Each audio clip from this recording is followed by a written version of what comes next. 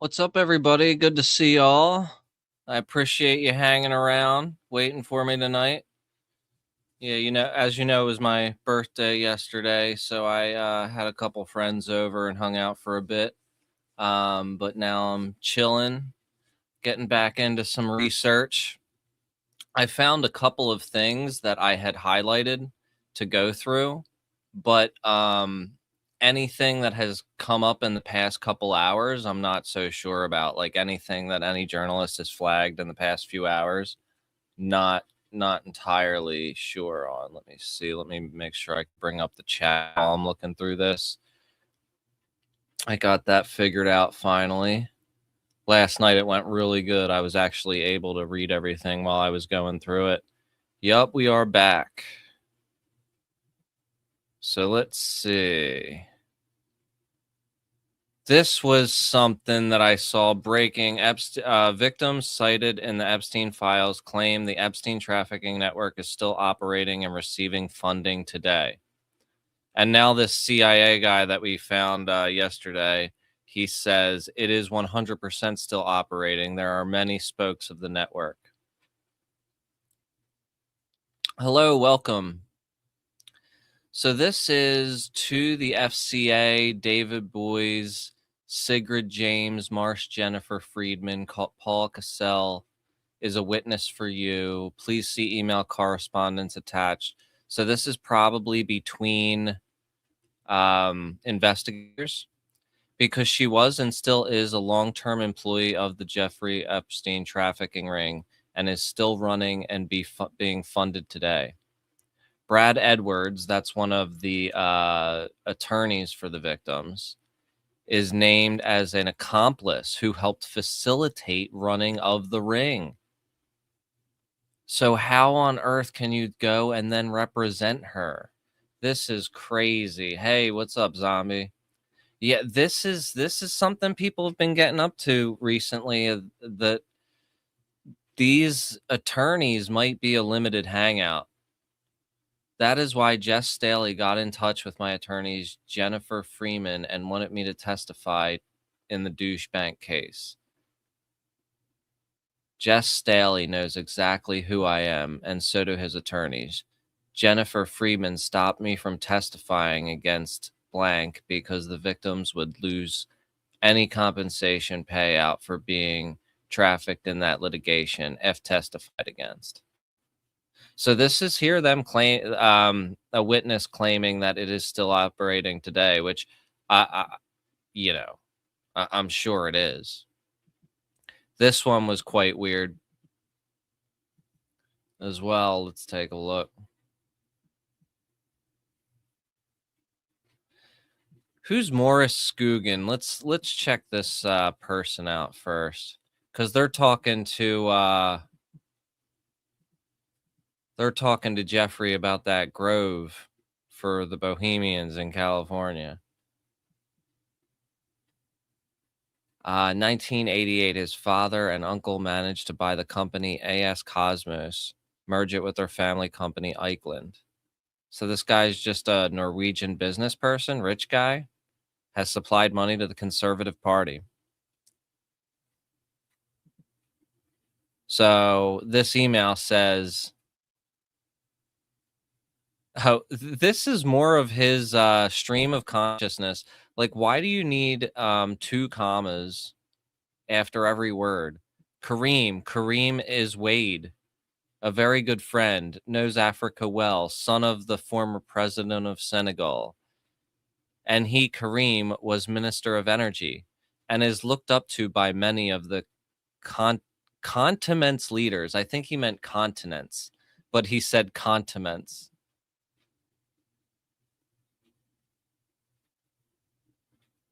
It could be a way of coding a message. That is a very good point. It could we could be all like looking at it like he's just some big dummy, and like really he's actually putting things in code. But yeah, that was and so then he responds, "Great, will do and keep you posted. Greetings from Singapore. On my way to California and to try to understand about the people of the Grove for Bohemians." I'm saying it backwards just for the robots, you know what I mean? Um So yeah, that's a pretty wild one.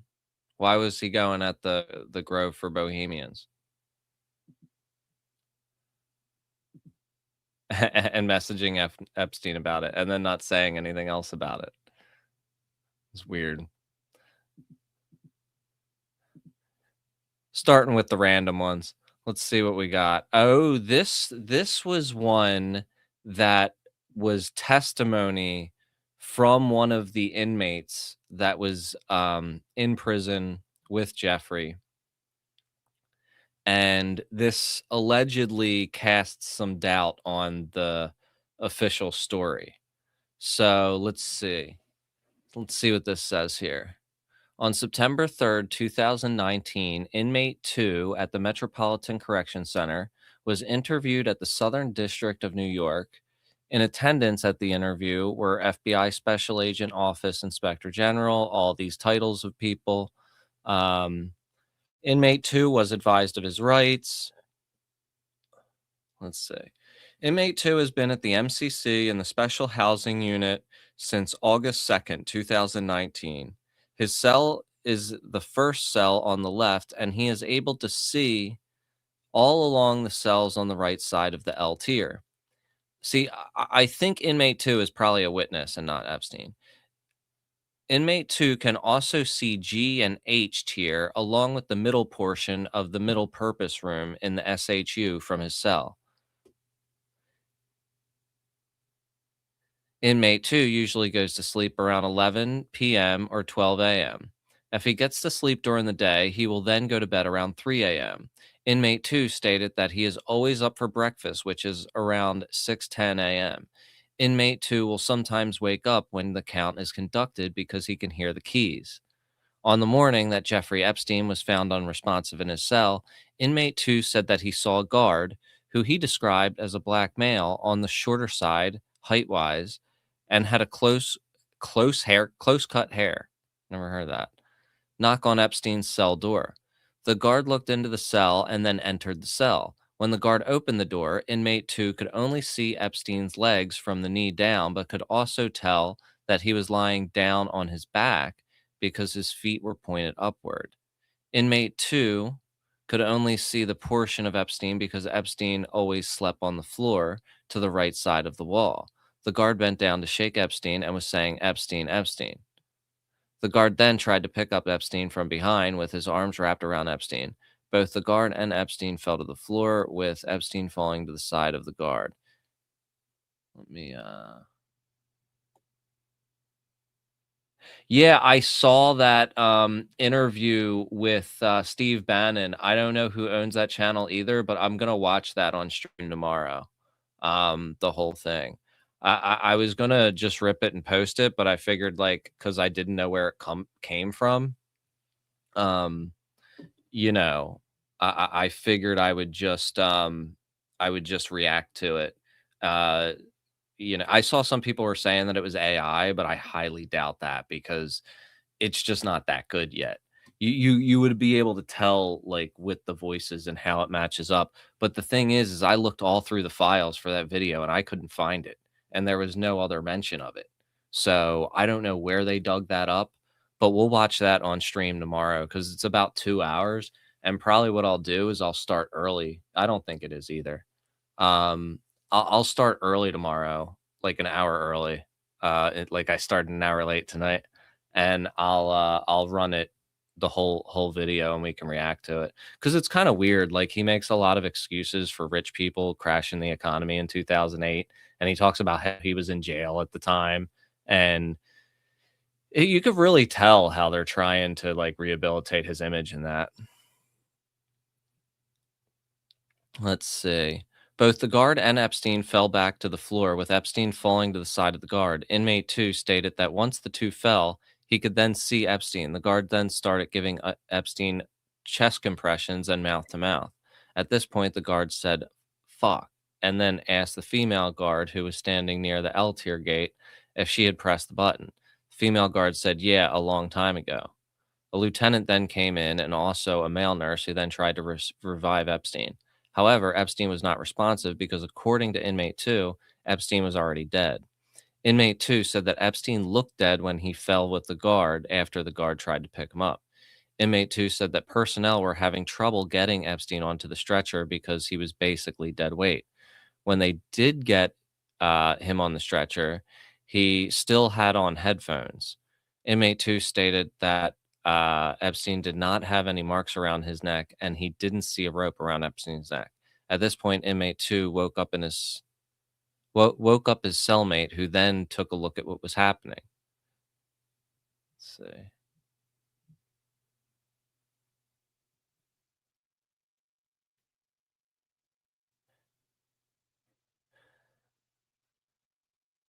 At some point, saw a male come out of Epstein's cell with a sheep that had a loop and a knot. After this, MCC personnel, to include Lieutenant Doctor, started to cover up the windows to the cells in L tier. They also brought the dividers to block views from a cell from camera. The day before Epstein died, he and his cellmate left at the same time that morning. Epstein was with his lawyers all day, as usual. However, when he was brought back to the SHU that night, the guards took him up to the J tier before they brought him back down to his cell. That night, a count was done a little before 12 a.m., but none were conducted after 12 a.m.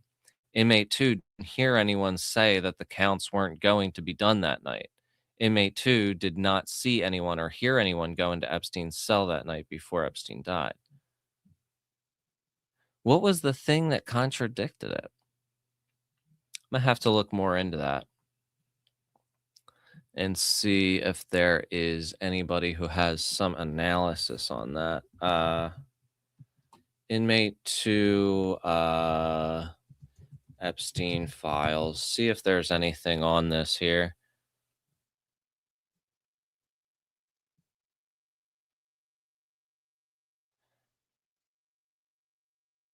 I think it might be, no.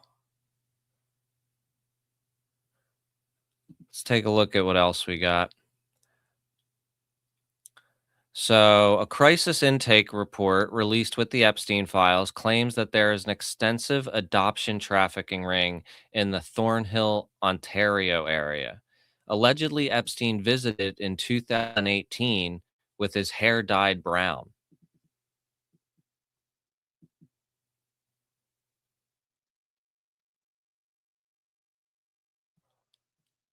This is a new file. Canada submitted so this is in Alberta, Canada. Previous reports have been sent since 2007 to your offices regarding a myriad of issues, including trafficking in Thornhill, Ontario by Jeffrey Epstein. These reports over the years have been in regards to numerous individuals, namely George and Carmen Barona, presently in Florida prison for Nubia Baron death. What's that? Never heard of that. As well as Madeline McCann abduction, Haley Cummings kidnapping, Chiron Horman, and others.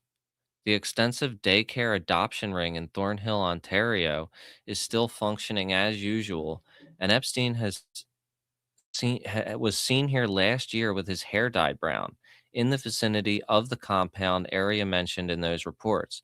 Also seen was Peggy Bucky McMartin of the McMartin preschool trafficking case. In other words, a huge enterprise of trafficking within the reports sent. So this was somebody who's apparently been sending complaints since 2007. It's what they say, but we don't have a paper trail of them, unfortunately. Over many years, Windstar is a Canadian company for tax sheltering large sums. Twin brother named Joel Ross. He bragged many times of Tony Rodham Clinton Tony Rodham client, who has moved large sums of money and at Rodham's behalf into the Caribbean area.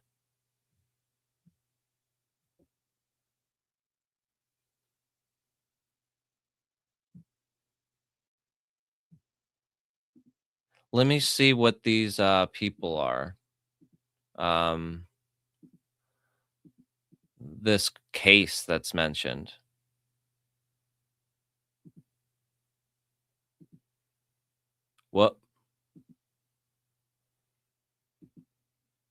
Here we go. This is actually happened. Murder of Nubia Barona, American girl murdered on February 11th, 2011.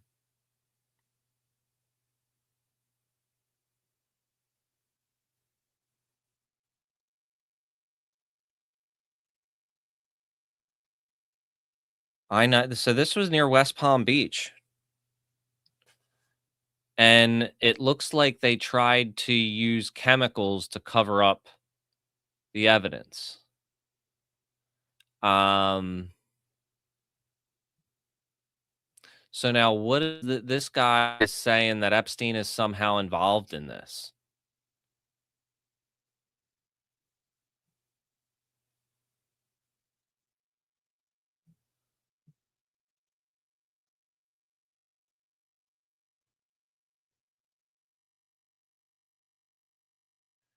I wonder if it was solved. Let's see. Charges in the trial. After being informed he had to attend a hearing on felony child abuse,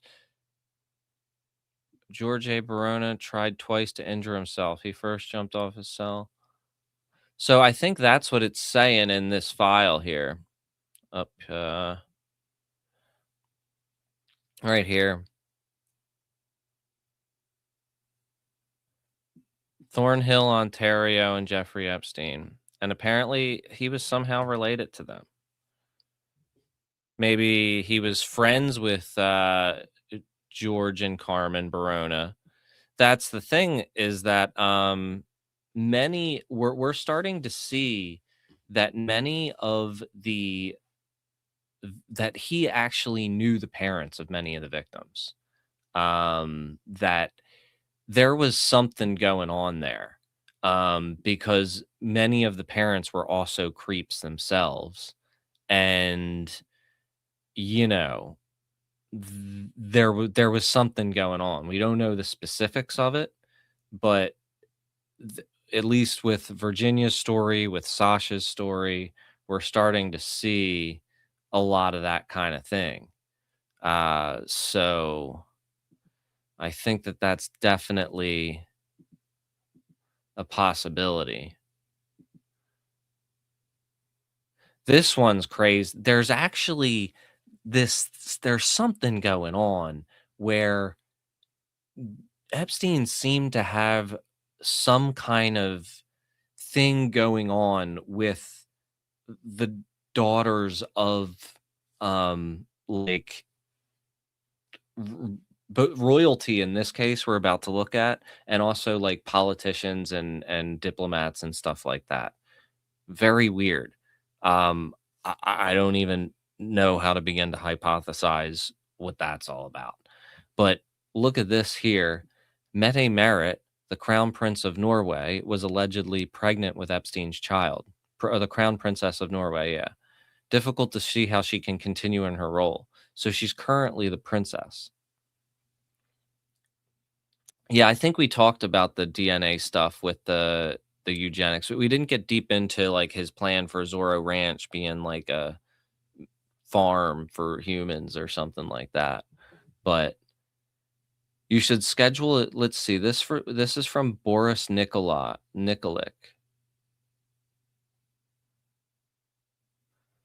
You should schedule a trip to my island. Did you tell anyone about our Meti conversation, Marco, etc.? Whole day just done with Marna. What happened with Meti now? She wants to carry your kid?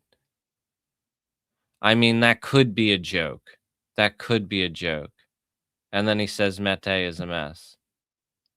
I don't know that, but there is included in this thing, which I do have a link for. Um, it's like him rushing out the door with some politician's daughter of his house, like very weird stuff. Um,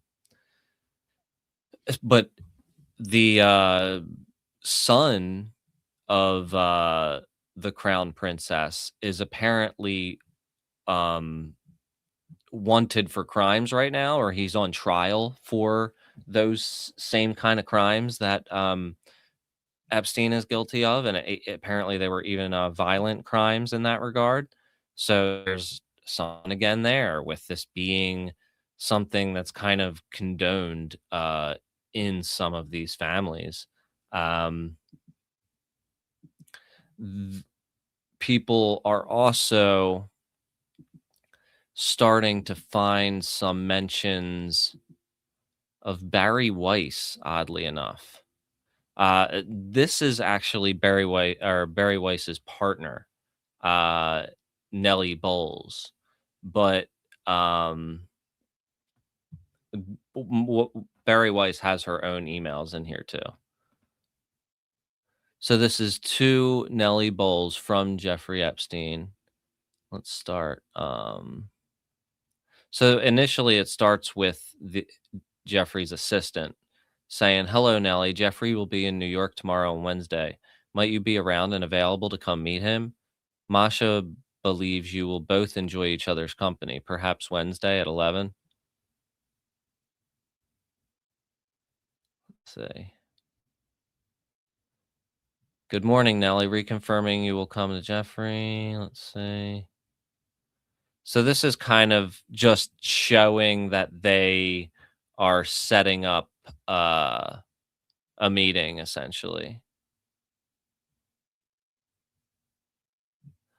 We have searched, yeah, definitely searched for the Kirks, but they're not in there yet. And I would imagine that they were probably kept, and they were probably actually too young for that. This is like, I think a lot of old guard people are stuck up in this. You know what I mean? Um,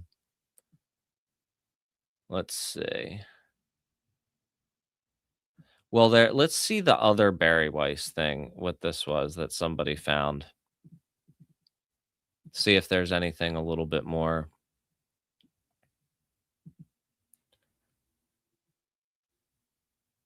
Peter Attia. I don't know. Seems contributor Barry Weiss hired at CBS Newsmax emailed Epstein about a fresh shipment. Is that her? It says Peter Attia. 4 days. Oh, so it's somebody she hired. It's somebody she hired. I see. So Peter Attia is somebody who was recently hired by Barry Weiss at CBS News. And he says, pussy is indeed low carb. Still awaiting results on gluten content, though. Jeez, that's weird. Um, like what the fuck? There's also messages from Melania to Ghislaine Maxwell here. Dear G, how are you? Nice story about JE in NY Mag. You look great on the picture. I know you are very busy flying all over the world. How was Palm Beach? I cannot wait to go down. Give me a call when you are back in New York. Have a great time. Yeah, they do. The way rich people talk to each other are so weird.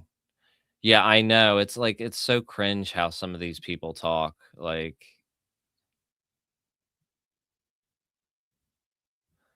let's see. Yeah, this is the thing I was just telling you about the video about how he was sneaking out. Oh, wait, readers are adding context. This video from 2010 shows Catherine Keating, then 29, and an adult, not a young child. Her father, Parker Keating, left office of prime minister in 1996. So she still is the daughter of a prime minister. But that is significant context that they put there that she isn't underage, even though, she looks so. And then that it was while he was not in office, but it is still kind of bizarre, you know what I mean? Um, yeah, like that's still creepy looking. I'm sorry. Like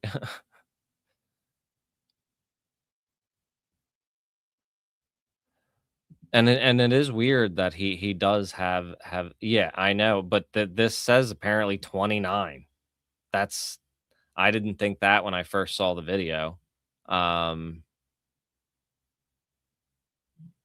But and there's women who have been accusing Paul Keating of being a bad person in this regard for a long time as well. So maybe that's another one. That's another parent that is on that level of hymns that there's something up with that.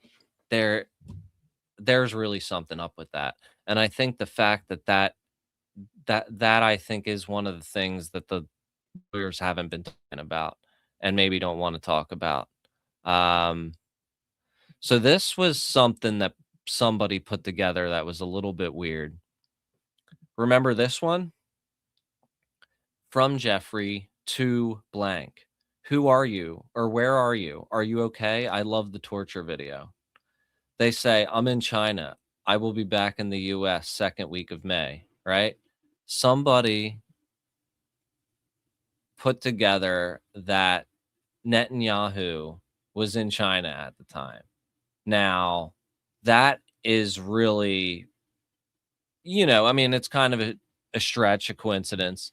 But what about him being in the US the second week of May? Is there, let me see.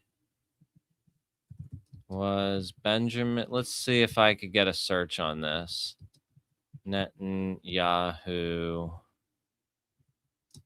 in the US. What's this date? This says second week of May 2000. This is 2009? Yep. Second week of May 2009.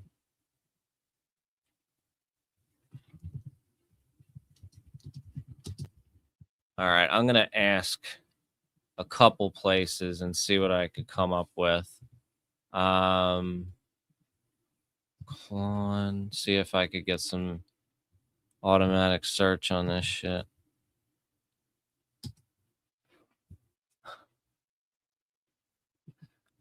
It might take a minute, but I'll try to get some dates.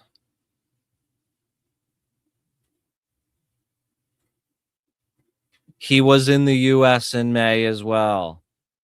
Wow. Look at this.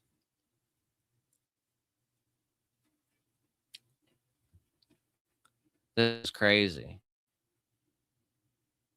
I mean, it's very loose circumstantial evidence, but I mean, is not unrealistic. You know what I'm saying? So the timeline here matches up with Netanyahu.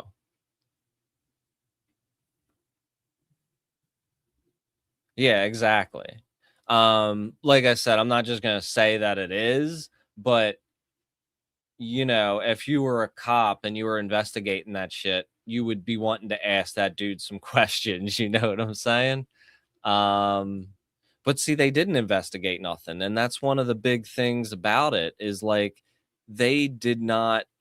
There were so many leads for them to follow, and they didn't follow none of them. They didn't do shit.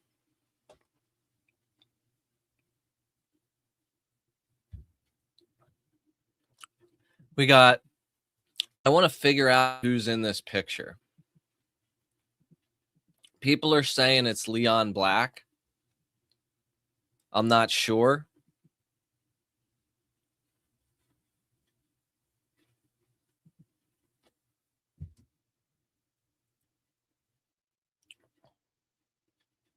Andre Asif, I don't think that looks like him that much. Looks a lot more like Leon Black. I think it looks more like Leon Black. Let's see.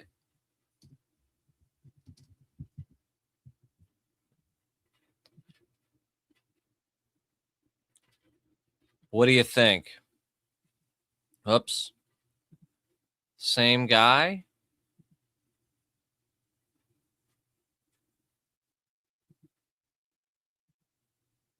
I don't know, because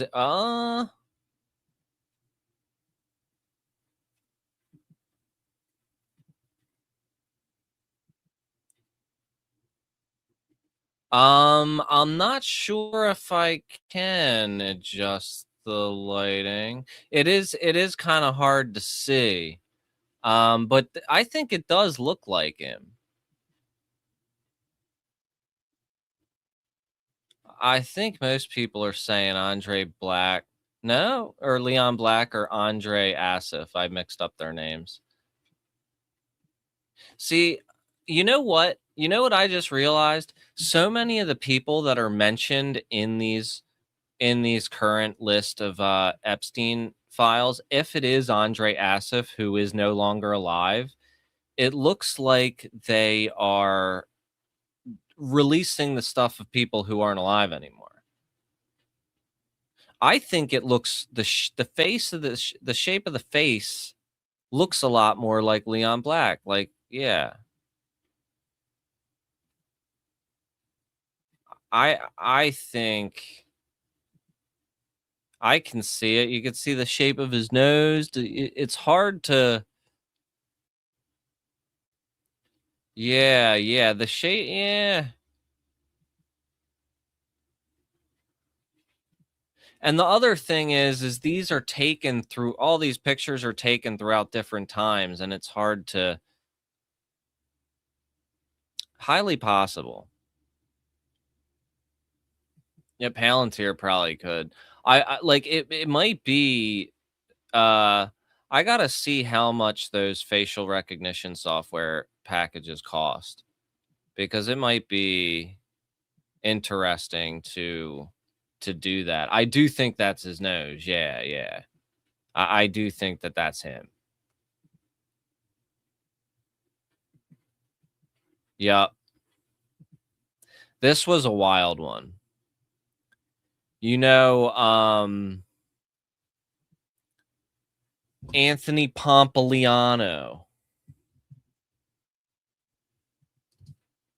Let's see. Is that who I think it is? That's a Bitcoin guy? Yeah, it's this guy.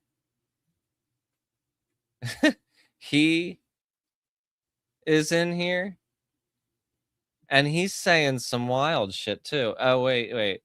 Yeah, it's from Mark Epstein to He's so it look yeah, it is from Mark Epstein, but you see how under it says from Anthony Pompliano. So it looks like what happened is Anthony Pompliano sent this to somebody who is not listed, and he's talking mega trash about Mark Epstein in this um in this letter here, right? And now Mark Epstein forwards this to the feds, dude. He snitches Anthony Pompliano out to the feds. Um, and what he says on there is like, honestly, I kind of have a I have a higher opinion of Pomp after reading this because he basically is like going to the mat for Iran and saying that Trump is guilty. Let's take a look at these at exactly what he says. Um, Mark. Oh, so he sent this. It looks like he sent this directly to Mark, and it's redacted anyway. But he addresses him in the beginning here. So yeah, that's what I'm assuming. Um, let's see. Oh, wait. Let me bring it back up. Right here. Mark, I have no doubt that you are a partner in your brother's case and you should go to prison.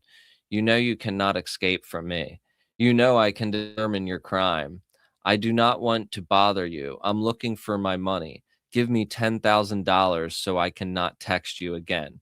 Mark, I am an IRGC informant.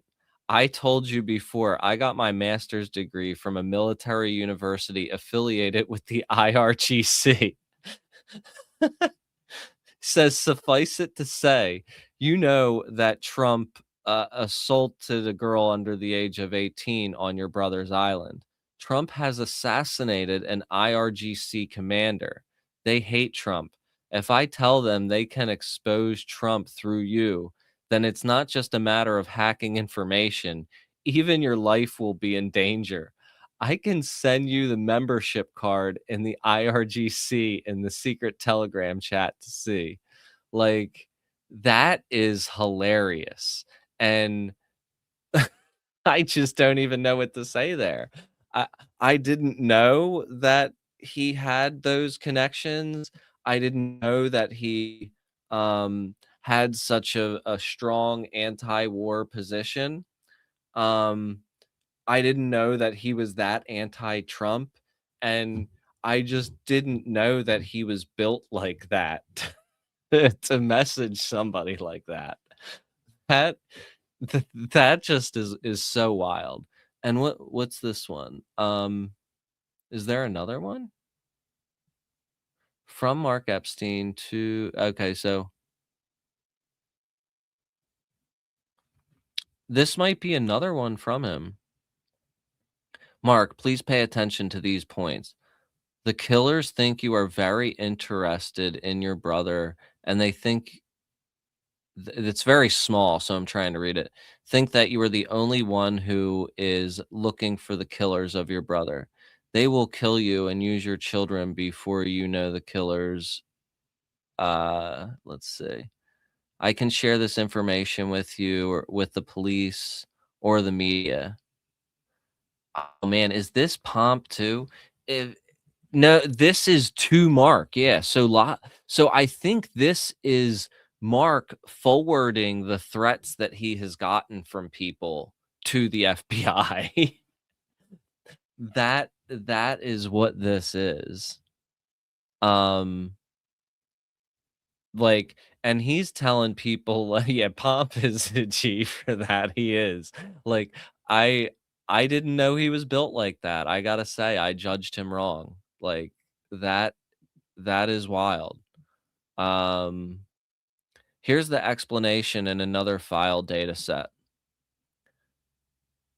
Um, Mark Epstein threats, possible media. A quick update on the Mark Epstein threats. In this case, this affects anyone. For those not previously involved with this, a fraudster in Iran has been tormenting Mark Epstein by email and text, pretending to be about 15 different people using fake email addresses and some spoofing. Oh, so maybe it wasn't Pomp? Let's see. These personalities are variously offered to sell Mark Epstein money about his brother's murder, extorting him for the money by threatening to kill his kids. The principal unifying threat is an attempt to get Epstein to send them 25K in Bitcoin, despite the now obvious fact that the source is a fraud, which Epstein's attorney. Oh man, so I guess I don't know if that was really Pomp. Let's check the email in a minute. This too is almost certainly bluff. Nonetheless, in case the perpetrator actually does try to pass something off to the media, I want to give everyone a heads up. Let's check the initial email and see how sketchy it looks. Oh yeah, Pompliana, yeah, at gmail.com. It's not even at his like website or anything like that. That doesn't seem that seems like somebody was trying to impersonate Bitcoin personalities to threaten and scam Mark Epstein. That seems that like it what it was. I was really impressed with Anthony Pompliano for a minute, saying that he was a IRGC informant ready to ready to hand over compromising on information on Trump to Iran. Oh, that would have been so good. That's unfortunate that that wasn't real. But that's a clever scam they were trying to hit him with. There was something with, oh, yeah, this was another Elon thing that we didn't find, last night. So this is from Elon Musk to Jeffrey Epstein. Or no, From Lindsey Groff to Elon Musk. If the from and to are in different positions, I feel like. Subject is Jeffrey Epstein. So this is from the assistant. Hello, Mary Beth. I have now sent you a copy of all three girls' passports. Sorry is upside down, but I figure you will print. Jeffrey will have his ID with him. Thank you. That's weird. I don't know why she said hello, Mary Beth, when she's emailing to Elon Musk. But I found it weird that Elon Musk has anything to do with an email where there's copies of three girls' passports being discussed. That's a very weird one.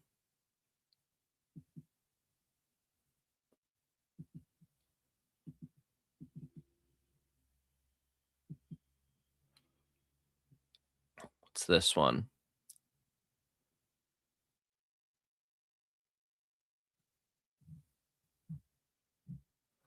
Let me see if I put a oh. So this I think is a bizarre one. I'm not sure what to think about this one, but this is regarding Marshall Mathers and Marilyn Manson. Hello, I'm not sure who to contact. When I Google Ghislaine Maxwell, prosecutor popped up. And this we don't know who this is from or to. I'm not sure any of you will be still interested in knowing. I worked at a country club in Mogadore, Ohio. I worked there from 2002 till 2004. It was called West Mogadore Country Club. It was a golf club, bar, and bowling alley. I cleaned and cooked. I don't know the exact dates. I remember Epstein coming along with Ghislaine and others. I believe they were first. Marshall Mathers wasn't there with Epstein, at least not that I saw. I wasn't normally allowed at the bar. I know they moved a bed into the banquet space. My memories of seeing it there are hazy, like I was drugged under hypnosis. Okay, so Marshall Mathers is Eminem, by the way, for those of you who didn't make that connection. That night Marshall came in there was another guy. I didn't know the man's name. He and my boss came into the kitchen. My boss, Eric West, took over the cooking because the man wanted to talk to me. He tried to persuade me to let him introduce me to the man. I kept refusing. Eventually, they threatened me. I was told to pour Marshall a drink and flirt with me. I realize now he kept insisting that it should be me because I was the only girl under 18 in the establishment. So this must be, even though it didn't say who it was from or to, this I'm deducing that this is a testimony from a survivor. I kept refusing. Eventually, they threatened me. Let's see. After pouring Marshall the drink, I left the bar. I asked if I could go home now. Instead, they held my face and forced me to take something. I knew there was a woman who shaved her, but my only memory after that is being in a different part of the country club, telling the man Marshall didn't want to do anything with him. I honestly didn't know if he did. I believe the man came back later. Yeah, the way this is, it's a little bit choppy how it's written. I don't remember much of it other than I was naked in the bathroom on the wicker chase lounge with a man behind me holding a knife to my throat. They told me I was going to end up in a dumpster. Most of my memories feel unreal. I'm hoping by telling someone I can find a sense of realness and the healing. They started playing over and over again in my head. All of the memories I have of Marilyn Manson feel like a dream or hypnosis, except the ones at my aunt's house. I'm not sure how my dad's cousins knew him. How is Epstein involved in this? He visited at least twice when I was young. I was often covered them with what was this? Second time he visited, I was around 13.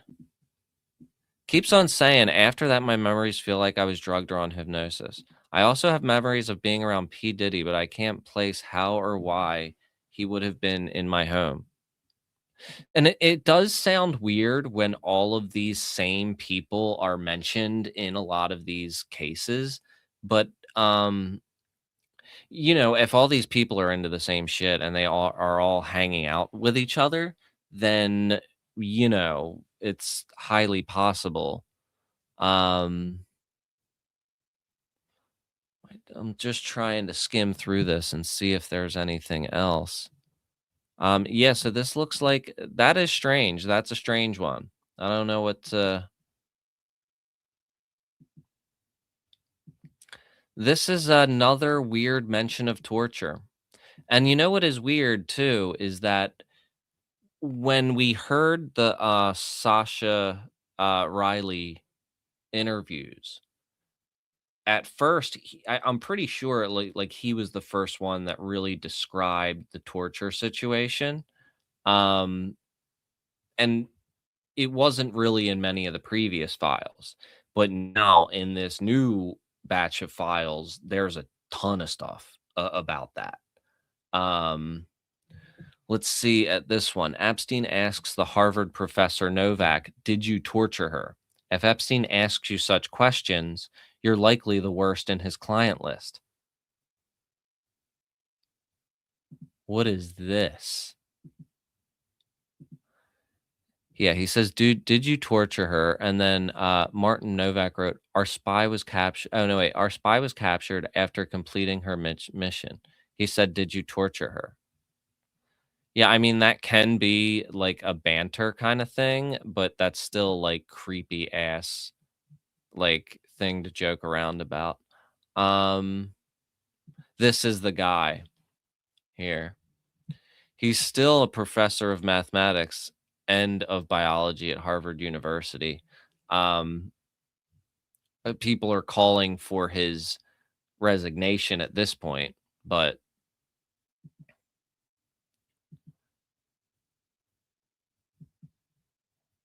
this one is pretty crazy here. Can we zoom in on this shit? Let's see. Oh yeah, we could zoom in. Nice. Nice. These are like some kind of connections that were made. There's no context with this at all. I don't know if this was made by investigators, if it was it seems like it was probably made by investigators. I just don't want to say anything like for 100% because of the fact that there is no actual context with it.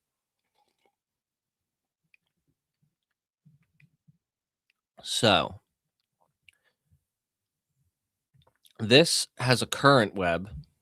This has a web in January 1st, 2015. I'm not quite sure what. Wow, hold up. Wasn't there an election 2016, right? And January 1st, 2015 is um when Trump was starting to run and take things seriously, I think. I don't know if that's a significant overlap, but I'm just saying. So Bill Ackman, we know. We know that guy. John Arnold, Jonathan Soros, George Soros, Agatha Teeterbaum, David Berkowitz, Seth Klarman, Dan Eichhorn, Dan Lieb, Dan Oach, Steve Cohen, Jason Karp, Annie Wojcicki, Ray Dalio,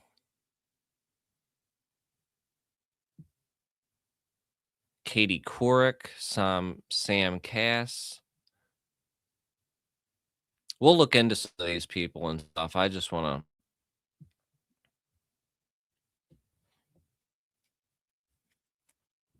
Wait, is that? Let's see.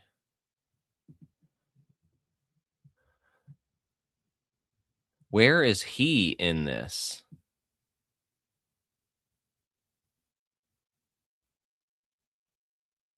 Trying to look through because this current one is a mess. 2016 and beyond. 2015 Target. Richardo Salinas.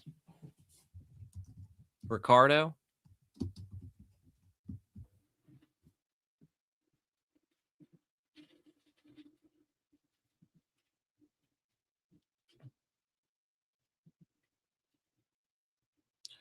This guy is a Mexican business magnate, founder and chairman of Grupo Salinas, a corporate conglomerate with interest in telecommunications, media, financial services, and retail.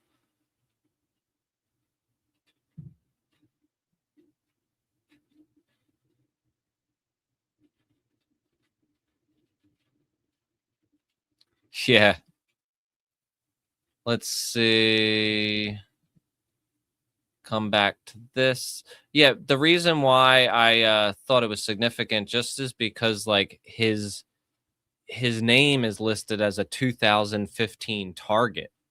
I don't know. And some of these people are called connectors, some of them are called acquaintances, some of them are called close friends.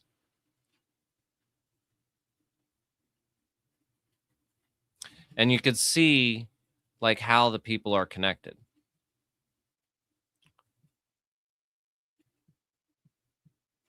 I think the red ones are kind of Paul Tudor Jones is in red. This guy's a mega rich dude, yeah.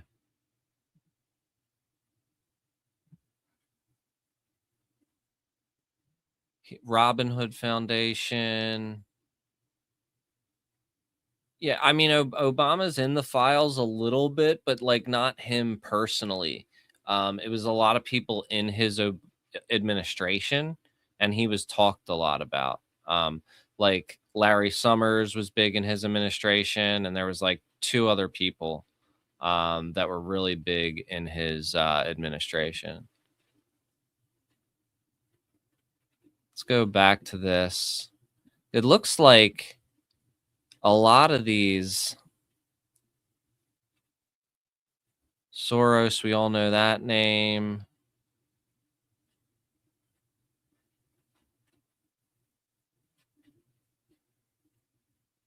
Carl Icahn, Ivanka Trump.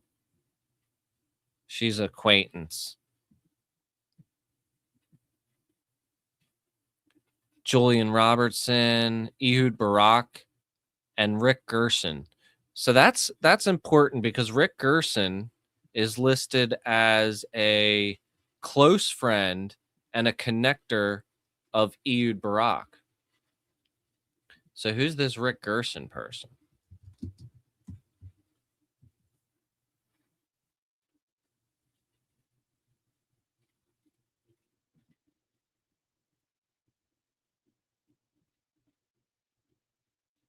Alpha Wave Global investment company.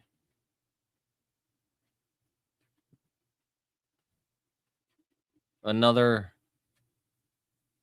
super rich dude just funds these foundations that they use as a cover for all their crimes most of the time.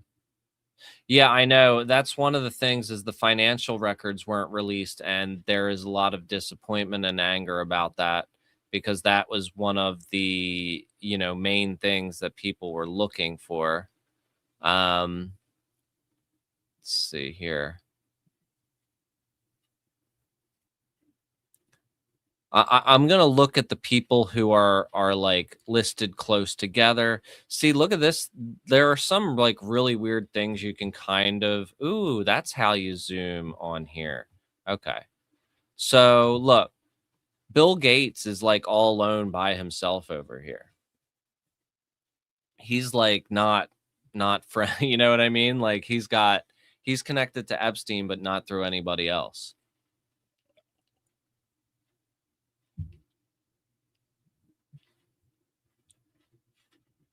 Laurie Tish, Tim Barrackett.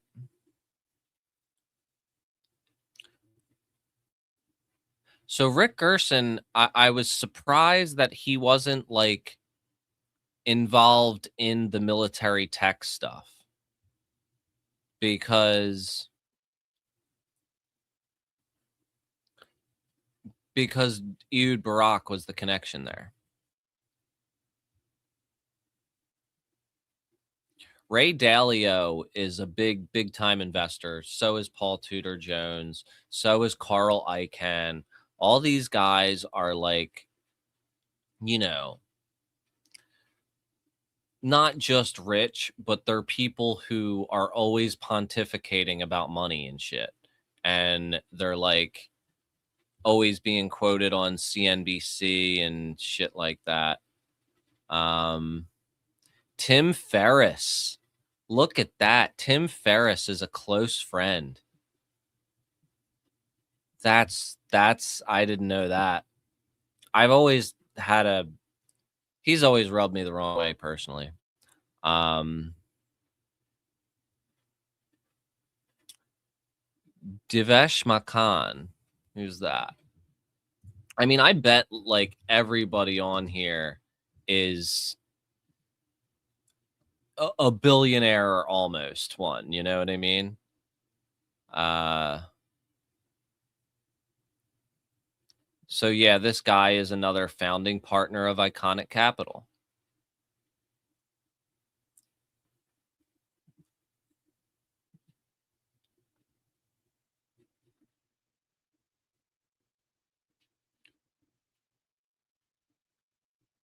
I'm going to ignore the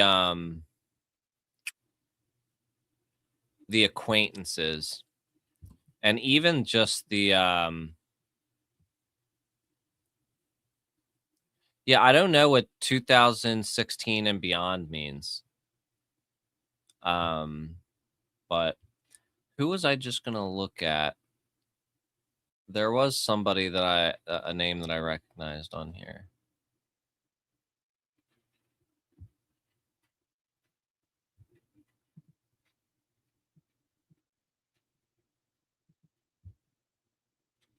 John Griffin, Dan Lieb, Rick Gershon.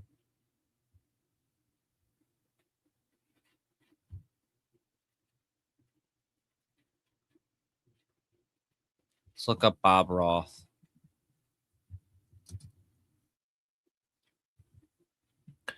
This guy, CEO of the David Lynch Foundation. Whoop. Did not intend to do that. Let's see.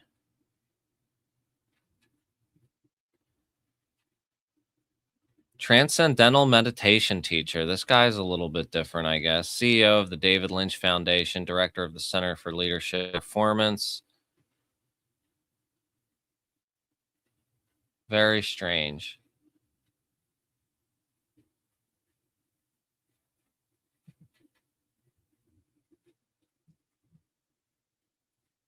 All right. Let's see if he has an. I don't think he has any Epstein attachments yet, but I'm kind of curious to see if he does. Doesn't look like it. There is something called the Epstein Roth Foundation, but I don't really think that that's connected.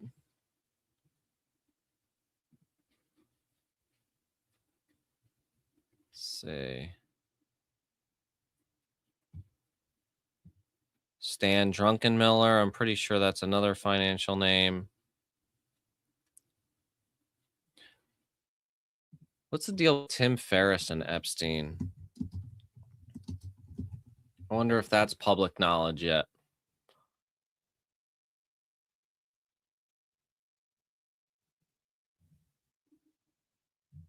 Nobody's really talked about that. Yeah, see, this list is crazy. I don't like this is on the justice.gov website too. So and these people are all listed as close personal friends who never really had a previous paper trail with Epstein.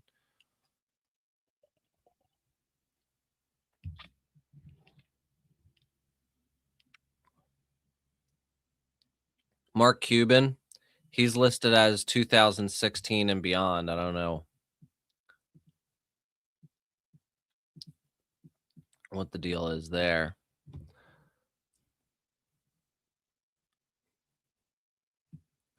Bernard Marcus.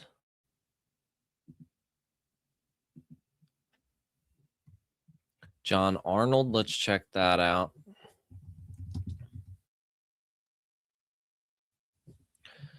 Another philanthropist.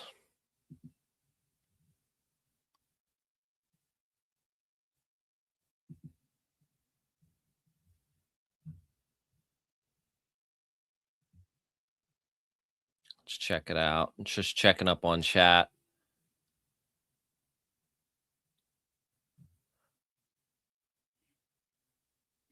So look, let's see. He's firm Cantornerus Advisors, was a Houston-based hedge fund specializing in trading and energy. Early life was raised in Dallas, Texas. At 14, he started his first company selling collectible sports cards. Jeez. Probably a rich kid, I would guess. He worked at Enron, one of the biggest scam companies in history.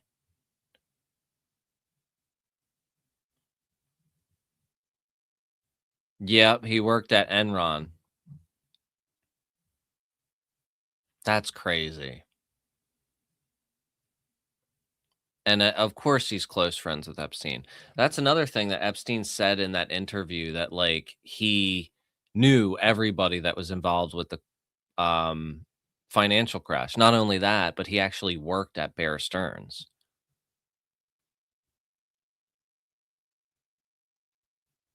Did I look up Jason Karp?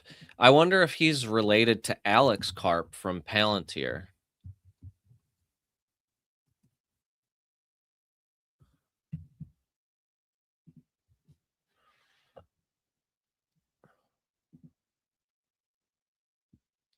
Founder and CEO of Human Co., I'm guessing. See if I could get the LinkedIn to come up without.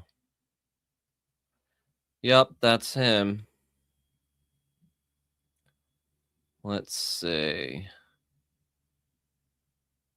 Jason Karp Epstein, see if there's any knowledge, because he is listed as messages between Karp and Epstein exchanged over a period of at least 3 years centered on Black Trump and other subjects. When was this published? This was published about a month and a half ago. And this talks about, I guess, the correspondence between them. Karp spoke with Epstein due to Leon Block's dispute with Epstein over Epstein's tax and state planning fees at the time. One 2015 exchange from Epstein to Karp and Black's assistant outlines Epstein's plans for addressing an unnamed woman. Karp didn't respond. Huh.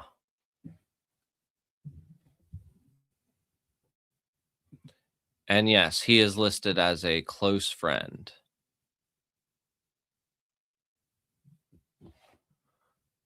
And these targets I want to look at too. Greg Glassman.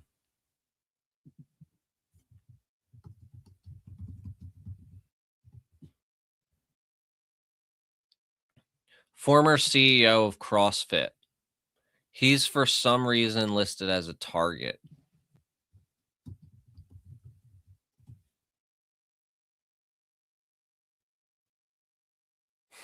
Well, this asshole made offensive remarks after George Floyd death, apparently.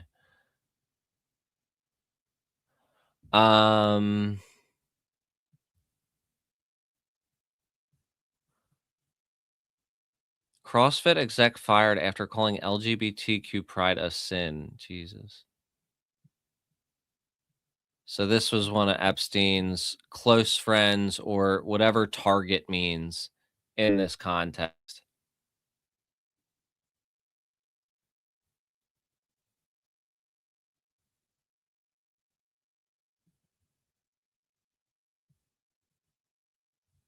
Sent a link about Elon.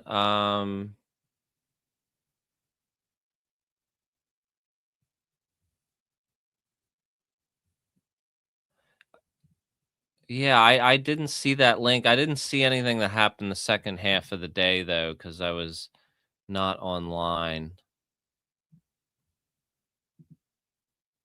What is the trial? I have been watching J Megan's videos. She's been putting out some really good stuff. Are those all the targets? It's weird that it's just this like Ricardo Salinas and Greg Glassman, Jay Walker, and they got these random people down here. I wonder why. It's like they just have this key, and I mean, luckily they have the key because it would be um if we didn't know what black and red and green meant, then this would be so confusing. Let's see about the people who go back with him. David Berkowitz, John Arnold once again. Jason Karp is an old one. Huh.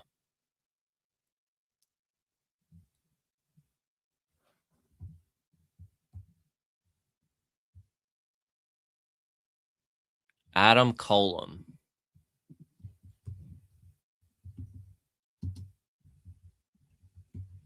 So with a C or K? Kolom. Biotech entrepreneur and private equity investor. So this guy's probably doing CRISPR stuff.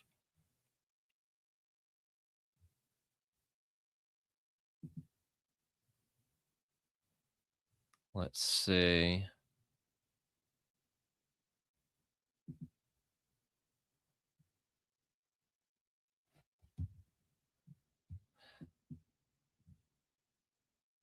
I think I've looked through most of the friends on here.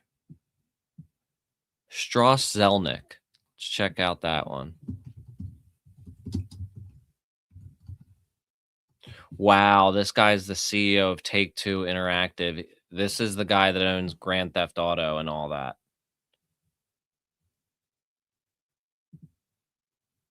Yeah, almost he 82.6 billion wait. I thought he was a billionaire. I would assume. That's crazy. I mean, $82 million is still a lot of money, but I would have totally assumed that guy was a billionaire because that game has made so much money.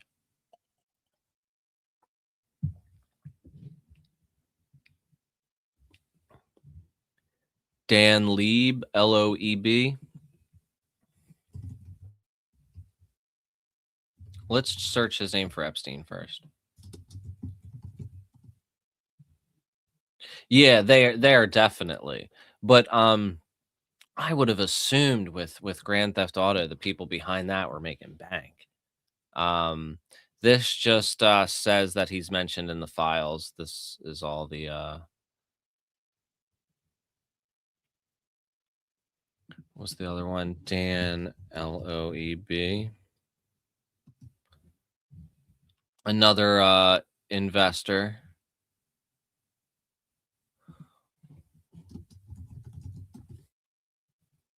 Billionaire Dan Lieb, Turtles Fleas Investors Conference. These are all old.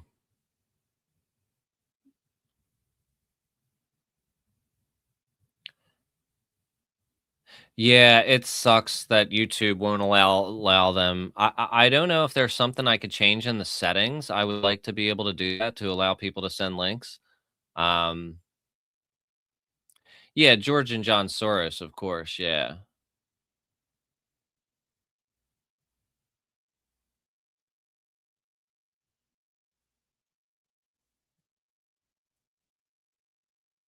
I mean, I usually use Brave on my on my other browser, but I browse with I use Chrome specifically for streaming. So this is just the browser that I only use when I'm streaming and no other time. So, um yeah, I Brave is usually really good. Oh, okay. I'll try to figure that out after the stream. I'll try to walk my way through figuring out how to set that up. Strawselnik, I looked up. John Griffin, I don't think I looked up them.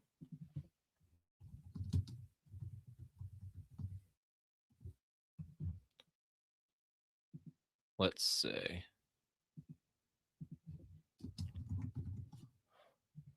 No luck with John Griffin. There's so many of them.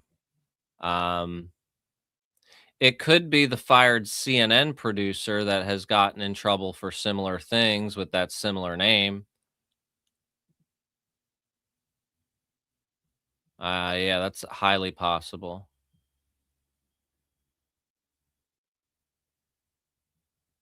Oh, yeah, yeah. Only I can. That makes sense. That makes sense.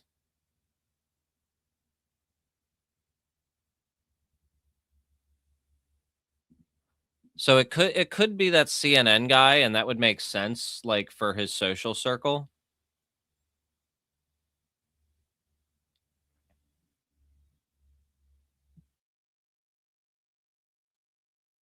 And see, with these connectors, they might just be like networking connectors.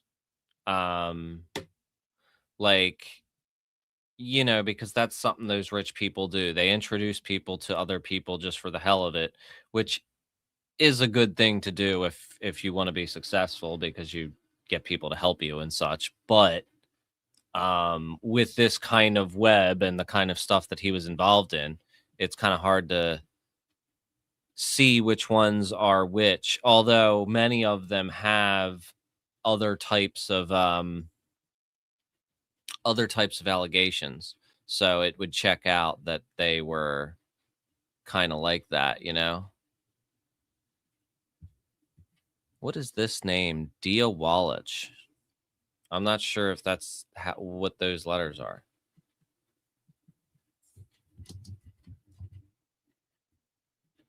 Can't find that one.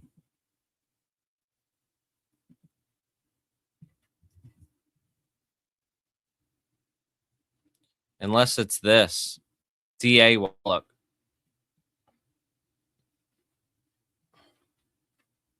Maybe.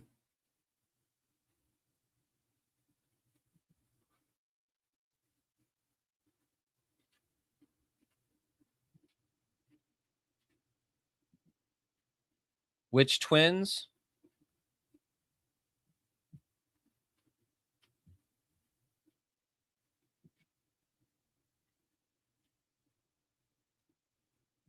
Yeah, I think that this is probably him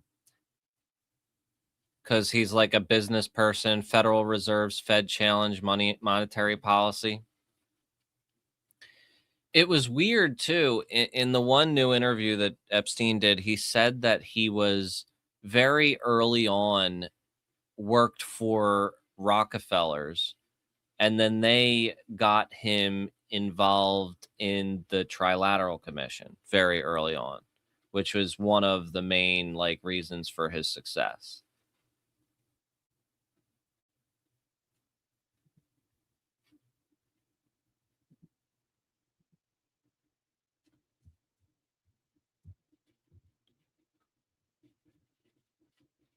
Eric Schmidt, that's Google guy, right?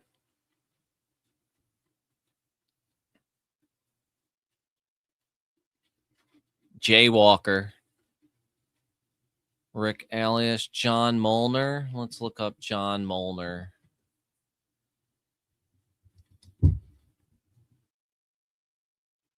Katie Couric's husband. And he was apparently a close friend of Epstein, and Katie Couric's on here too as a acquaintance.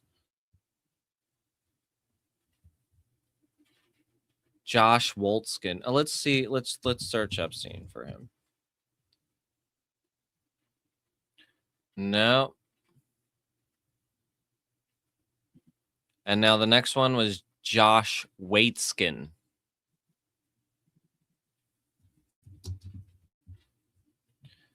So this is a American chess player, world champion, and this was a close friend apparently.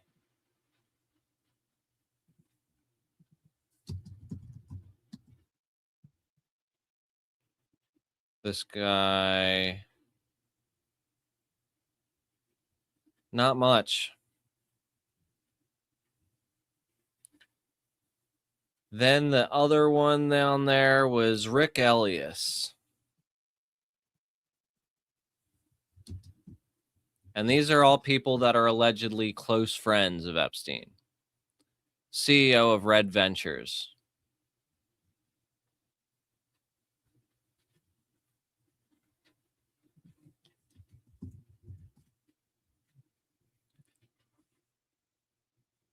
So this guy sold his Palm Beach mansion for $73 million. Wow.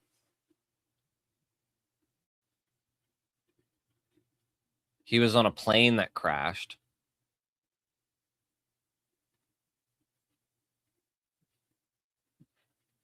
Rick Elias, of course, Purple Truck. Oh, interesting.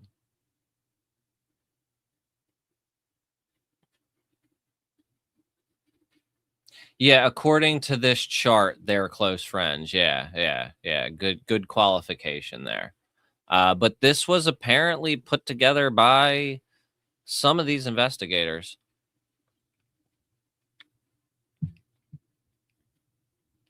At the FBI, I'm assuming. Yeah, the Palm Beach area is creepy as hell.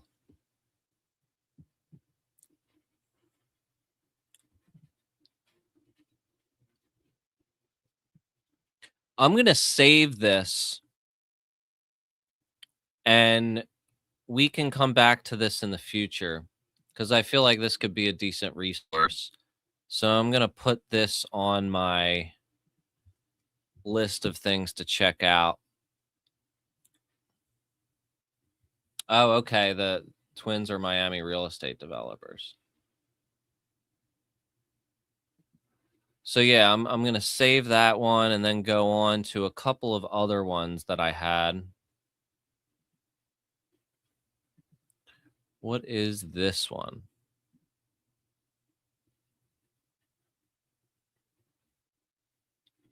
Yeah, of course. We definitely don't know how much we can trust. Although a lot of them, the things do add up with things we know.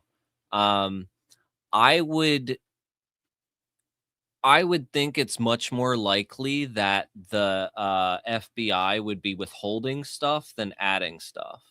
But you never know for sure. It's always best to be cautious with all this. So this is super sketch.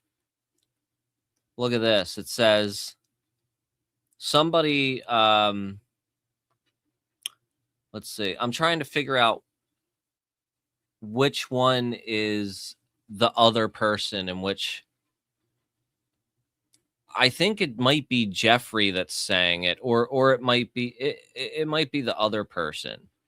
It says I give you permission to kill him. He is apparently with Olga. He lied to you and he lied to me. Sent from iPhone. This was 2014. That's what I'm wondering. I think he gave Jeffrey permission.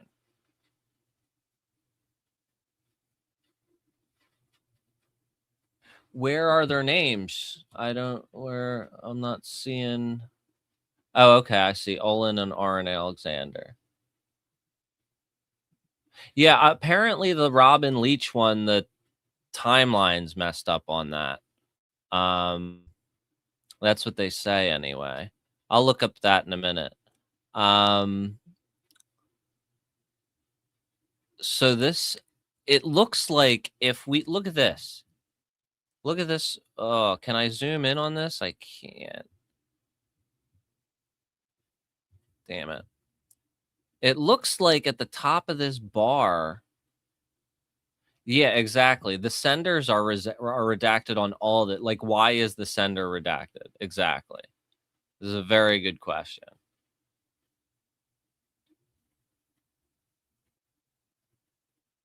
Yeah, that's what I'm saying. You could kind of see the bottom of the redaction. I don't have the exact file for this. This is just something that somebody else shared. I wish that people would share the files when they do that. Because I can't like zoom into this because it's a picture. And it says, no one will lie to you and get away with it from me. No one.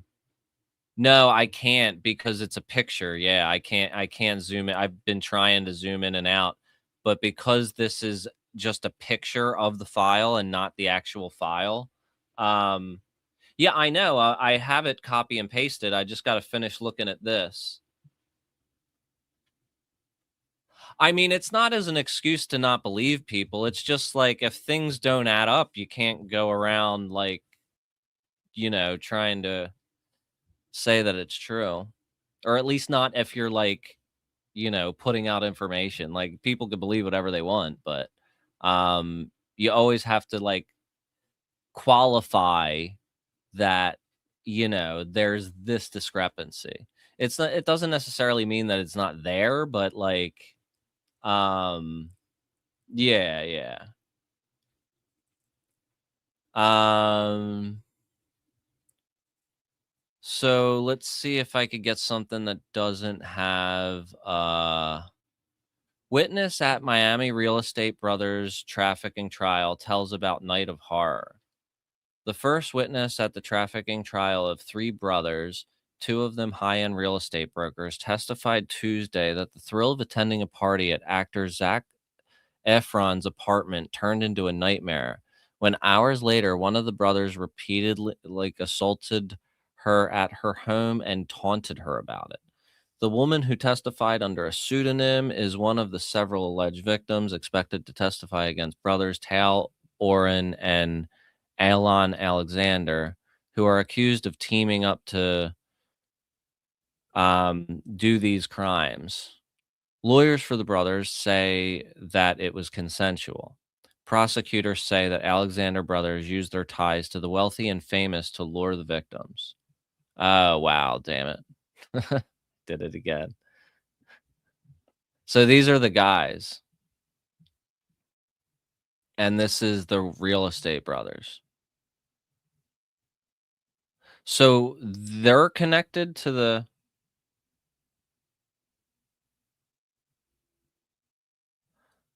these are the people that are connected to the Robin Leach thing? After the game, the woman went to an after party at a Manhattan nightclub. No, I don't know. I don't think that they're on the chart. No, we moved on to something else now. There was no mention of that. Everyone is saying, "Oh no, dismiss it." But these guys are related to it? U.S. attorney said that in her opening statement to the jury that the Alexander brothers masqueraded as party boys when really they were predators.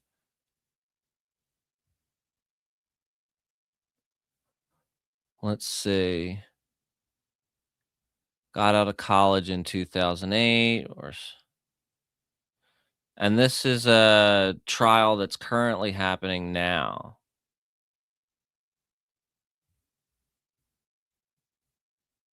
Was these let's see what else they're saying about these people.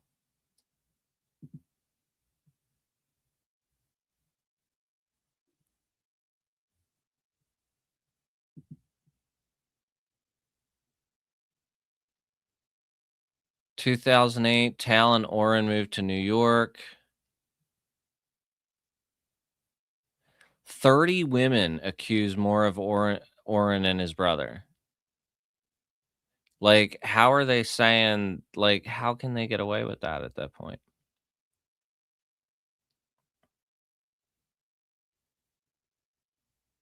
Oh, okay, okay, okay, that makes sense. That makes sense.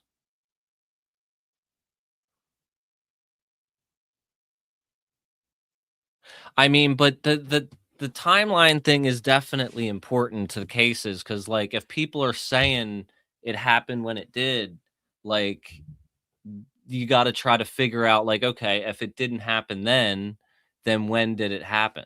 And, like, where did it happen and who was there, you know what I mean? Um, but I don't think things should just be dismissed because of the timeline.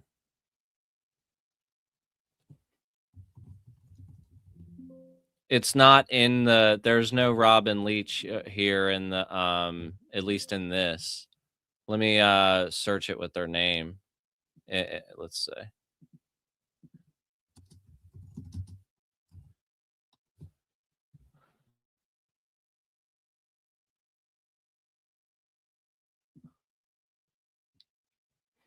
Popular nightclub in Miami Beach seemed to have a plan. Let's see. Let's see what we got in here. They're not mentioned in here. It's just talking about the twins.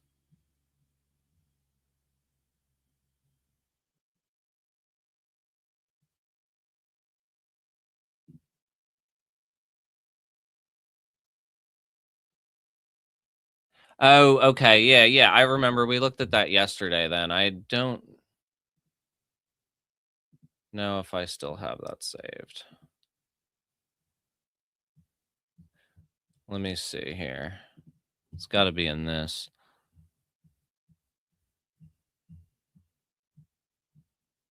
Yeah, that's what I'm saying. Most of the people who are really, really implicated in this are no longer living.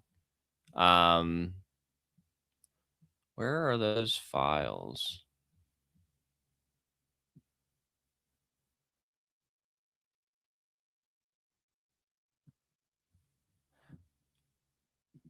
The thing is like whatever the big thing is out that they're trying to hide it. Yeah, I'm looking for the spreadsheet. I can't find it.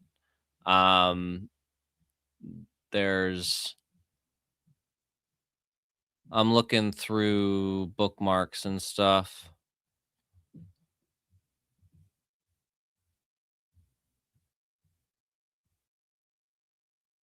Yeah, I know, but justice.gov, like it's so hard to find the files on there. Like it's just a list of files and you don't know which ones are which. Um, let me try to search for something. Cause yeah, usually I have like a list of links that I have saved before the thing, so I don't have to look for them. Um, let's see, Epstein, Trump, FBI tips. Here they are. But I'm not gonna be able to zoom in on these because they're not on justice.gov. Damn it. Um, yeah. Let's see. Did they post the files in here? No. People suck, man. I hate how they just post the screenshot without a link to the file because there's no way in hell I'm finding anything on here.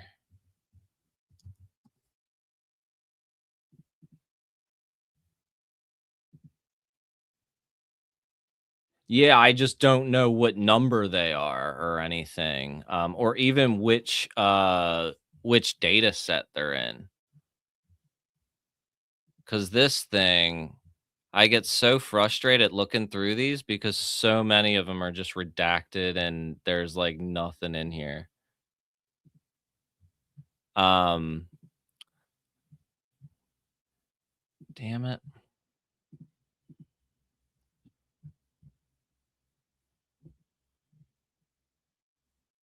Yeah, I just all these people that I found that posted it, it's with no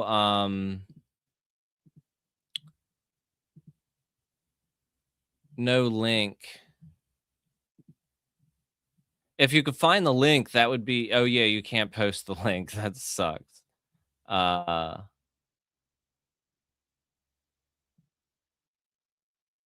I wish it was one of the ones that I, favorited or shared.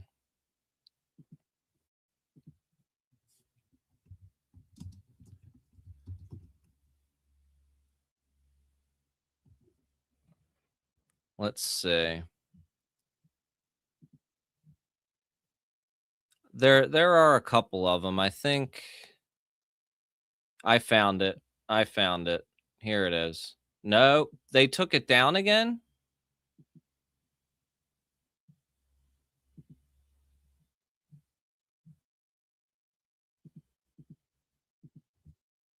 Let's see if I could zoom it. Nope, can't zoom in on those. Um, I thought I could zoom in on these. Did did they take that shit down again?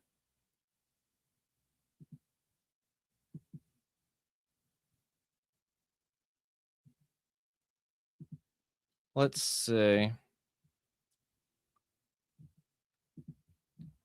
I don't think they took it down again. That would be ridiculous. Because they when they put it up on the same link, right? Yeah, I'll check the Discord, see if I can. Hopefully it doesn't mess up the stream. Let's see.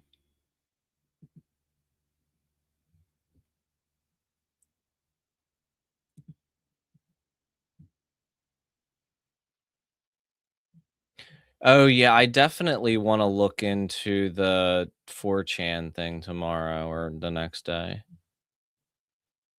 No, I'm not seeing it. I actually, yeah, hold up, hold up.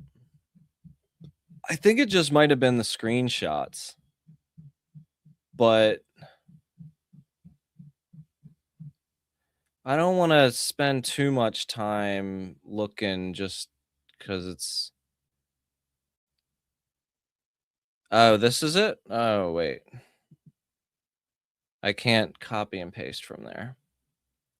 Let me open this up.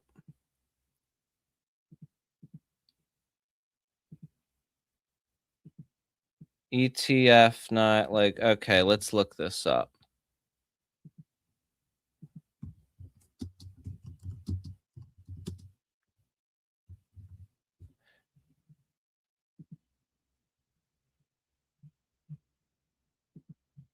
This is the one. This is the one that was just shared. Are y'all able to see it? Because it looks like they might have taken it down again.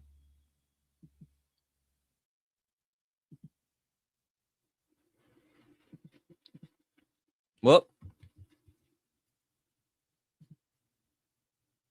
I don't know why it's.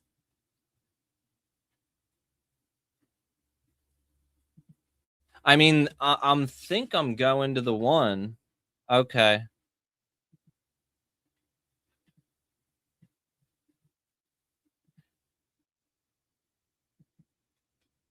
Oh wait, shit. Which channel is it in? Can you share it like in the new one? Like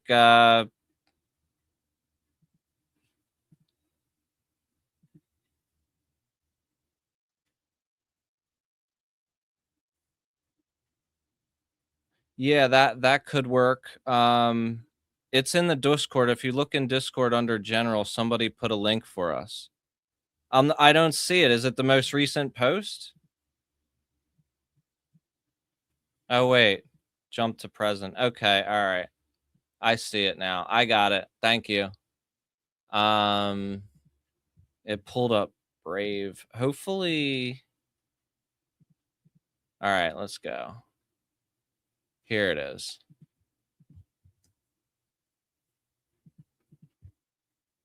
This isn't on justice.gov though.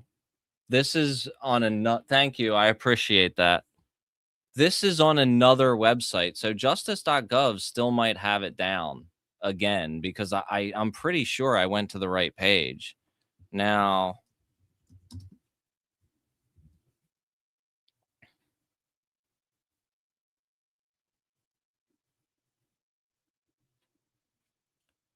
Robin Leach and what's the other guy's name? Like Oren or something like that?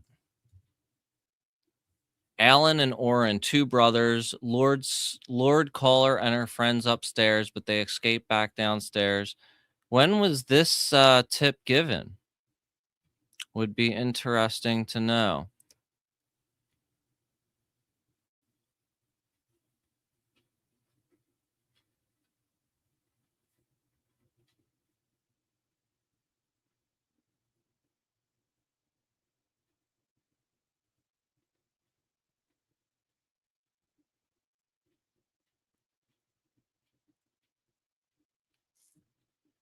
Online complaint and report she was a victim and witness. Yeah, that we read this one yesterday.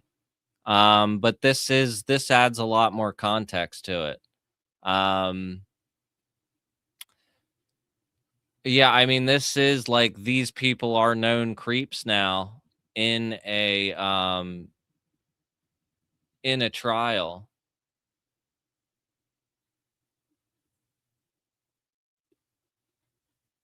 Yeah, I know. They really these investigators were not great. And then they just said, you know, they took all these notes and then they just didn't follow up with anybody and they said that nobody was credible. Yeah, I looked up that EFTA number and it is gone.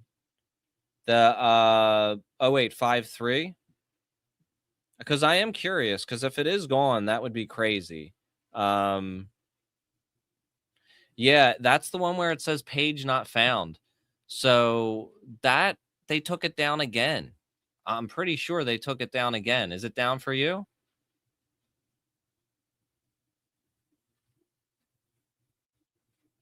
So this is crazy. Thanks for bringing this to my attention. I see all of you. This is oh, okay, another one in the Discord. What? Wow, this is crazy. It keeps on opening up in the wrong browser for me. Hold on. This is crazy too. Woman who accused high profile twins of assault found dead in Australia. Wow. Oh, all right. They're hitting me with that. All right. I'll look up their names and Alan and Oren. Woman found dead in Australia.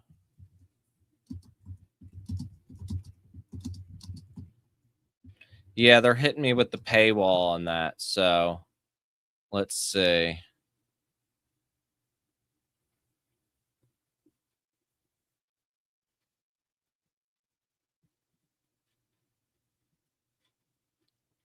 Woman who accused luxury real estate broker Oren Alexander and his twin brother dies.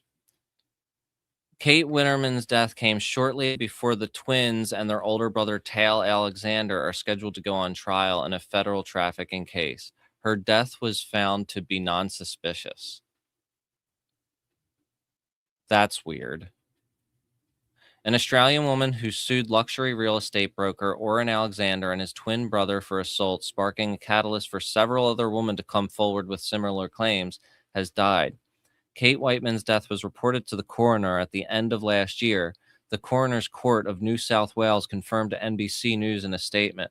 Her death was found to be non-suspicious, the court said. The investigation is concluded and the case is now closed.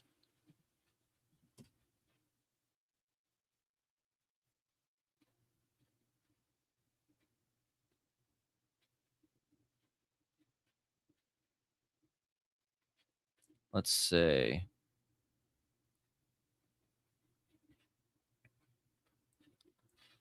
The investigation is that's insane. The court said it would not be releasing any more information out of consideration for her family. Her attorney did not immediately respond for requests for comment on Friday.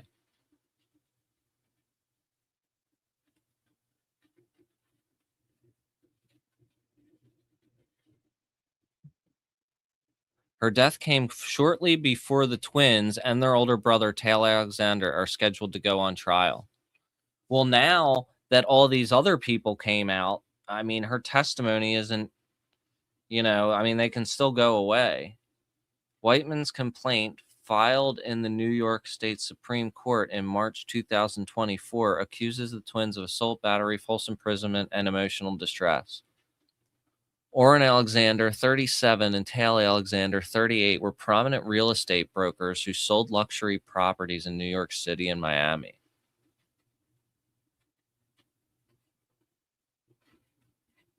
Whiteman said in the complaint that she met the twins in New York City, would constantly text meet up, but she would decline. It alleges Alon would sometimes pretend to be his twin brother Orrin, trying to help his brother and call our plaintiff on Orrin's behalf. In May 2012, the complaint says that Alon Alexander forcefully grabbed Whiteman's hand as she was leaving a New York City nightclub and forced her into the back of an SUV where Orrin was waiting. They drove her to Sir Ivan's Castle in the Hamptons, which is known to host parties, and led her into a garage, according to the complaint.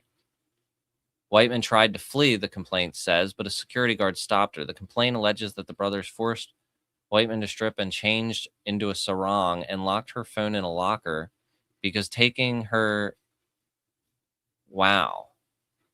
they basically brutally assaulted her.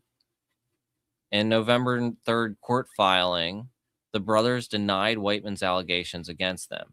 Earlier this week, the twins pleaded not guilty to a new court order related to their federal trafficking case. Orrin and Alon were charged with assault, abuse by physical incapacitation. Damn. According to a superseding indictment filed in federal court on Monday, the charge stems from a January 2012 incident involving an unnamed woman who was allegedly assaulted on a cruise ship. Like, this makes sense that these guys are just rolling around like this all the time. You know what I mean? A lot of this is extremely common in this world. Prosecutors said the brother, while working with others, reportedly and violently drugged assaulted women. According to the indictment, they arranged for assaults in advance using the promise of luxury experiences, travel, and accommodations. The indictment alleges that women were sometimes assaulted by multiple men, including one or more of the Alexander brothers. The brothers had pleaded not guilty to all other accounts. Their attorney did not immediately return a request for comment on Friday. Their parents defended them, saying that they believe our sons are innocent. Wow. This is a crazy-ass story.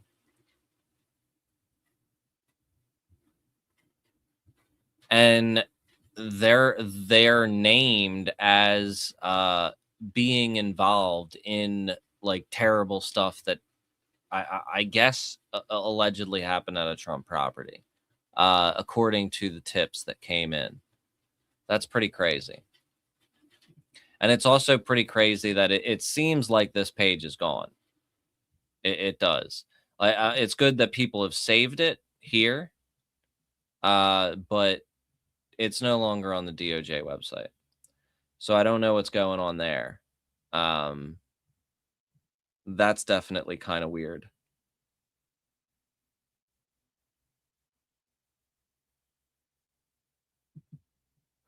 Let's see.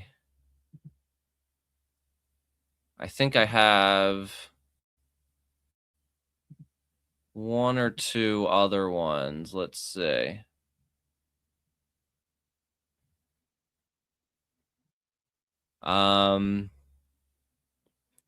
Yeah. Got a couple more.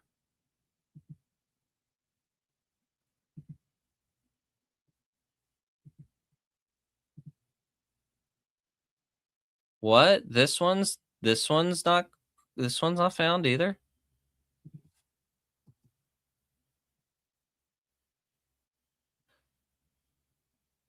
What? I think they took down some shit. Hold on. Yep, they took this down. This involved Trump.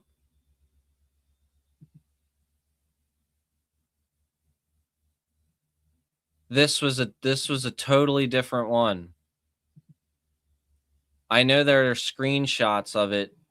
There are screenshots of it somewhere. I'm going to have to track that one down.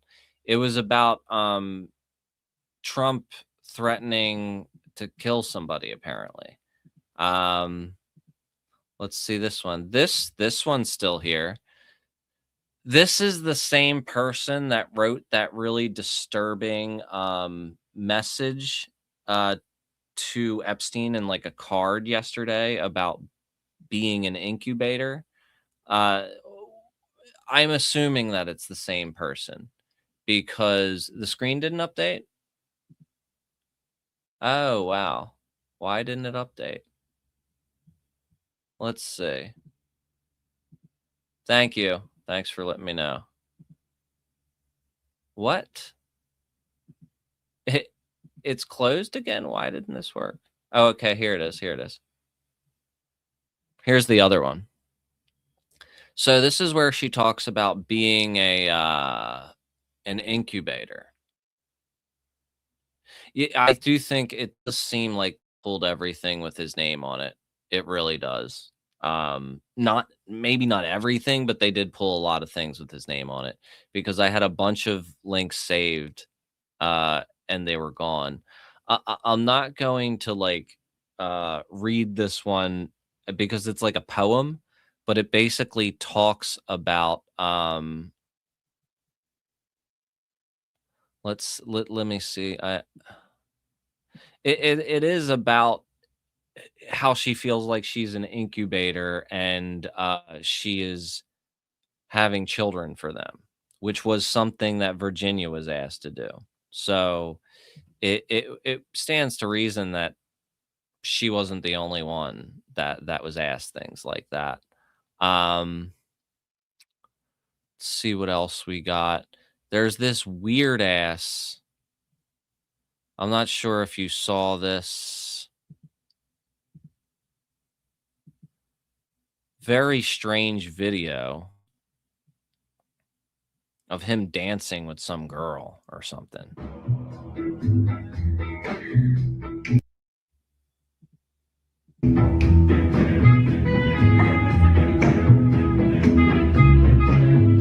Weirdo.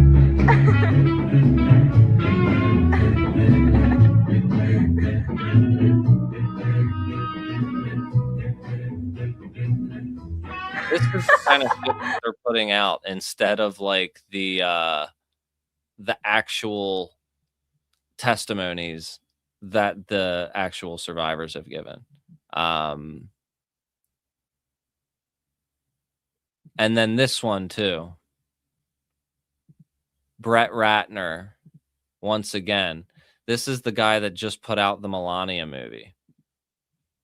This is the director of the Melania movie.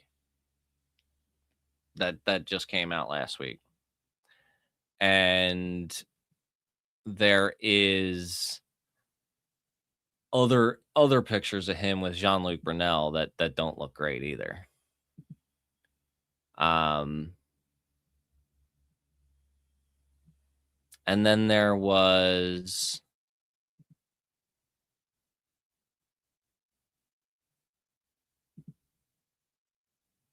this one as well.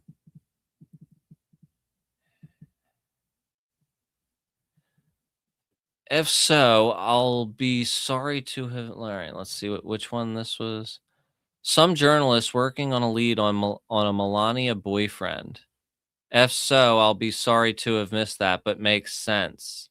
I think this is insinuating that Melania was at one point Jeffrey's girlfriend, which other people have said.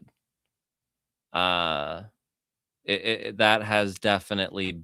I'm pretty sure that was one of the things that Michael Wolff put out there as well. And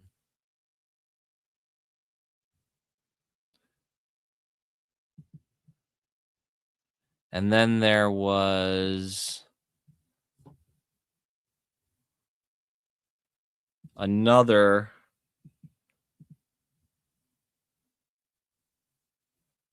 Oh yeah, this was like a recording. Prince Andrew's biographer is caught on tape saying Melania and Epstein were lovers. This is related to that email. So here we are with him in Mar-a-Lago, as you see with Epstein. Sorry, can you see okay? Epstein, a woman called Gwendolyn Beck, who Andrew took to the island, and Melania.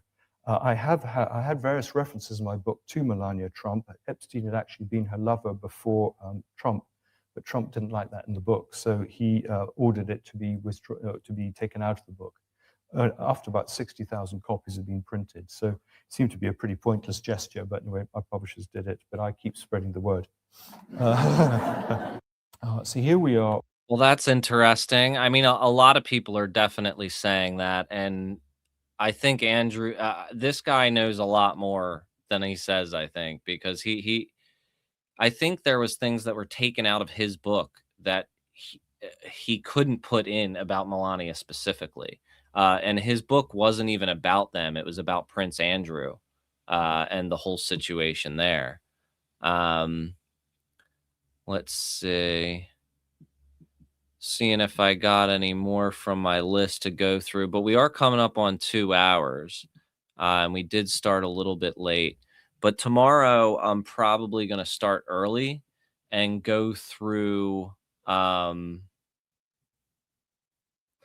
I don't know. That's an interesting question. I don't chill it enough. I don't ask people to do it. If you would like to subscribe, that would be great. That's very helpful for me trying to, rebuild after many years. Yeah, definitely. We have a Discord too. I will share the Discord link. I have so many tabs open, and so many of these tabs are like DOJ websites that are not are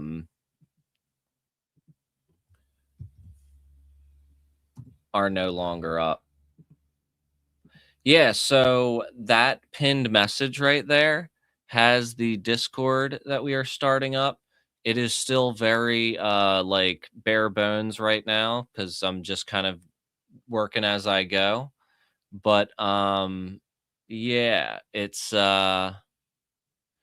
it's a work in progress, but we're getting there. I mean, I really just started doing stuff again like a month ago after being away from it for many years. So definitely cool to see y'all in here and hanging out with me. But yeah, I think tomorrow we'll look at that Bannon interview and we'll look at what else pops up.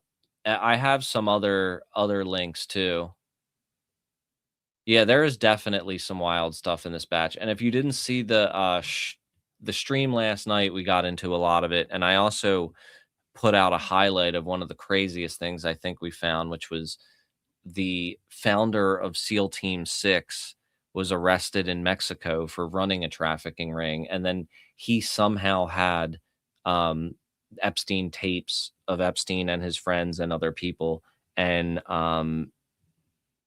handed them over to Mexican authorities so he could get out of prison.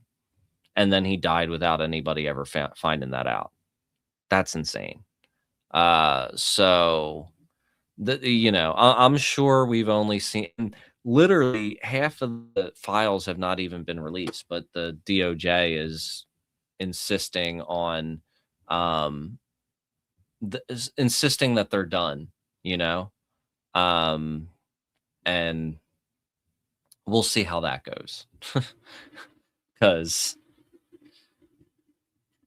I mean, they're obligated to release all the files that they have, and they're not doing it. So there's definitely a problem there. Yeah, definitely join the Discord and stay connected. We'll be doing this all, every night pretty much. I don't make every night, but I do most nights.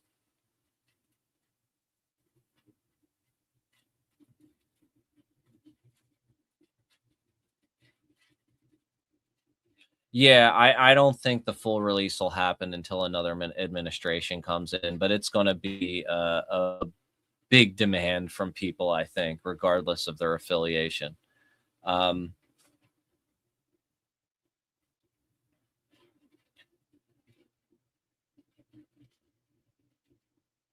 All right, y'all. Enjoy your night. Thanks for hanging out.